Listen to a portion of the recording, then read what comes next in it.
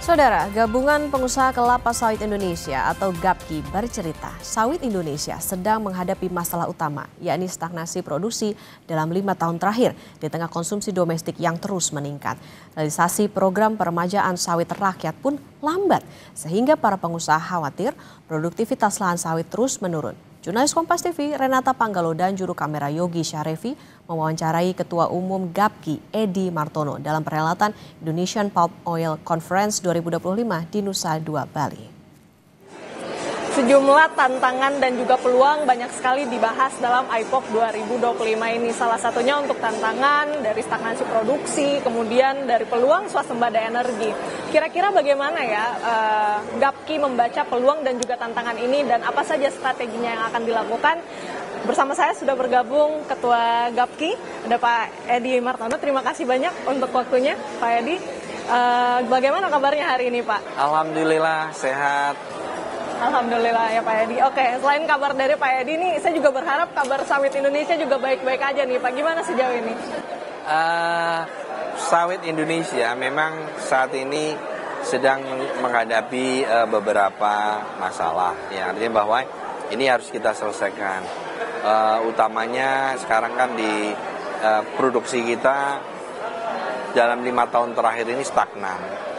Sementara konsumsi kita terus meningkat, ya, kita terus meningkat. Kita adalah memang produsen terbesar minyak sawit di dunia. Tetapi di sisi lain, kita juga sebagai konsumen minyak sawit terbesar di dunia.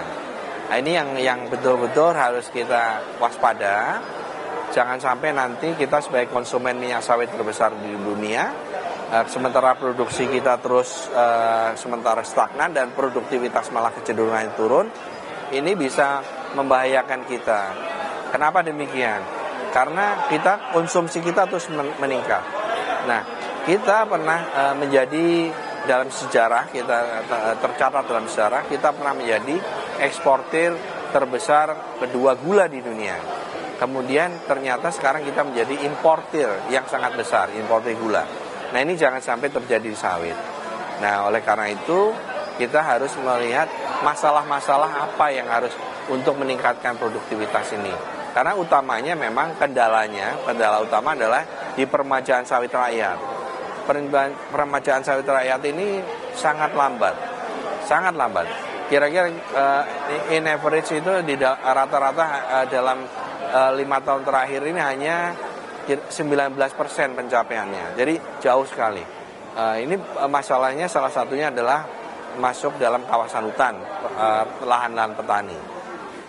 Akibatnya mereka tidak bisa mengakses dana dari BPDP yang 60 juta per hektar tersebut. Nah, ini harus benar-benar bisa diatasi. Untuk ke depan ini harus selesai. Tidak boleh terus berlanjut, ini menghambat peremajaan sawit rakyat. Yang kedua adalah masyarakat petani sendiri itu enggan untuk menebang sawitnya. Kenapa demikian? Lah, kalau nanti saya tebang, saya makan apa? Nah, artinya bahwa ini ada kendala. Bagaimana mengatasi kendala itu? Bisa dengan mungkin bantuan hidup selama menunggu. Ya, itu nanti harus dipikirkan. Ini PR kita bersama. Dan yang kedua bisa juga dengan intercropping, dengan memberikan tanaman sela, nah gitu, atau kegiatan lain. Nah, ini harus kita selesaikan. Kalau tidak, terus begini, ini kecenderungan justru produktivitas turun dan produksi stagnan, bahkan nanti bisa terjadi penurunan produksi sementara konsumsi kita terus meningkat, begitu. Jadi memang untuk sampai saat ini bagaimana kemudian kita bisa meningkatkan produksi kita ya Pak. Nah, berbicara soal produksi ini kita juga menarik untuk membicarakan mengenai strategi dari pemerintah untuk peremajaan sawit rakyat. Tadi Pak Dirjen Perkebunan sempat mengatakan bahwa targetnya ini bahkan belum tercapai sampai sekarang. Bagaimana GAPKI melihat ini? Tantangan terbesarnya adalah satu, yang dua tadi saya sampaikan, masalah kawasan hutan. Yang kedua adalah keengganan mereka menebang karena mereka merasa tidak ada keamanan untuk hidup. Kalau saya tebang, saya makan apa? Nah, ini yang harus diselesaikan, begitu. Karena mereka merasa, loh, ini satu-satunya untuk penghasilan saya, kan gitu. Nah, ini kan kalau ditebang, mereka harus nunggu paling nggak 3 tahun. Ya, walaupun sekarang dengan bibit-bibit yang unggul yang baru ini bisa 2,5 tahun. tapi ambil rata-rata kira-kira sekitar amannya di 3 tahun. Itu sudah menghasilkan. Nah, sekarang ini bahkan yang terjadi di petani, itu produktivitas itu sudah sekitar 10 ton per hektar per tahun TBS, standar buah segar. Bahkan di bawah itu, kan gitu. Nah, ini sudah tidak ekonomis sama sekali. Apabila mereka replanting, ini yang sudah terjadi, petani-petani yang mau melakukan replanting, bahkan sudah di atas 20 ton per hektar per tahun. Sudah 2 kali lipat lebih. Ini jauh lebih menguntungkan buat mereka. Nah, tinggal juga sosialisasi, juga memberikan penyadaran kepada mereka agar mereka mau melakukan itu. Karena dana itu sudah siapkan oleh pemerintah melalui BPDP. Dana itu adalah dana dari pungutan ekspor. Itu sudah siapkan. Nah, tetapi mereka tidak bisa mengakses karena tadi masuk dalam kawasan hutan. Yang kedua adalah mereka sendiri tidak mau melakukan penebangan. Nah, ini penebangan pohonnya untuk mengganti. Nah, ini yang harus diatasi begitu. Oke, selain strategi dari peremajaan sawit rakyat yang sampai saat ini mungkin belum mencapai target nih Pak, yang menarik juga bagaimana percepatan ISPO dan juga STDB, karena kita melihat begitu banyak tantangan dari luar ya Pak, ada EUDR, kemudian juga regulasi hijau lain yang mungkin menyusul ke depannya. Bagaimana caranya supaya petani sawit ini bisa terakomodasi dari segi sertifikasi dan juga STDB-nya? Betul, memang ISPO atau sustainability itu memang mandatory ya untuk ISPO. Semua, baik itu perusahaan maupun petani. Yang menjadi masalah adalah sekarang ISPO juga butuh biaya kan gitu untuk mendapatkan sertifikat, utamanya petani. Kalau perusahaan harusnya tidak ada masalah. Nah, ini juga harus dibantu supaya mereka mau mengurus untuk sertifikasi ISPO. Nah, ini memang banyak sekali saya bilang tadi, makanya saya bilang masih ada masalah di industri sawit kita, utamanya di hulu. Nah, ini memang harus bersama-sama nih pemerintah, nanti dunia usaha, perusahaan itu sebenarnya ikut membantu. Artinya begini, kalau yang mereka bermitra dengan perusahaan akan terlibat dalam untuk sertifikasi ISPO, artinya membantu petani. Yang menjadi masalah ada yang swadaya, yang independen, smallholder. Nah itu. Nah, ini yang betul-betul harus dipikirkan bersama. Nah, dananya dari mana? Sebenarnya bisa juga nanti kita pikirkan apakah itu dana dari pungutan ekspor, seperti apa. Nah, makanya saya boleh sampaikan.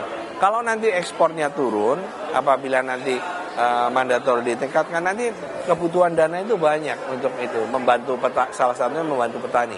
Termasuk mungkin nanti untuk ISPO. Begitu. Oke, kita berpindah dari petani sawit, kita berbicara terkait peluang nih Pak. Ini swasembada energi juga menjadi topik yang hangat di IPOK 2025. Kita melihat bagaimana rencananya tahun depan akan ditingkatkan menjadi B50 begitu. Kalau dari Gapki sendiri ini melihatnya seperti apa? Apakah produksi kita ini sudah mencukupi sebenarnya untuk melompat ke B50? Kalau menurut perhitungan kami memang sebenarnya, dan juga kemarin dari hasil studinya Pranata UI, itu memang rasanya tidak mencukupi. Artinya tidak mencukupi. Kalau produksi secara total cukup, tapi kalau diterapkan itu mandatory B50, nanti ya pasti ekspornya akan berkurang, akan dikurangi. Dan tidak mungkin mengorbankan untuk pangan. Misalnya untuk minyak goreng kan tidak mungkin. Pasti yang akan dikurangi adalah ekspor. Nah, tadi saya sampaikan, kalau ekspornya berkurang, sementara untuk dana insentif biodiesel dari pungutan ekspor. Nah, kalau itu turun, otomatis pendapatan pungutan ekspor juga turun. Kan gitu. Dan tadi saya sampaikan juga yang PSR. Nah, ini memang sebaiknya betul-betul dipertimbangkan untuk implementasi B50 apabila kondisinya masih seperti saat ini. Artinya produksi stagnan, produktivitas kecenderungan turun, sebaiknya dipertimbangkan. Lebih bagus memang kita konsentrasi terlebih dahulu untuk bagaimana meningkatkan produktivitas dan produksi.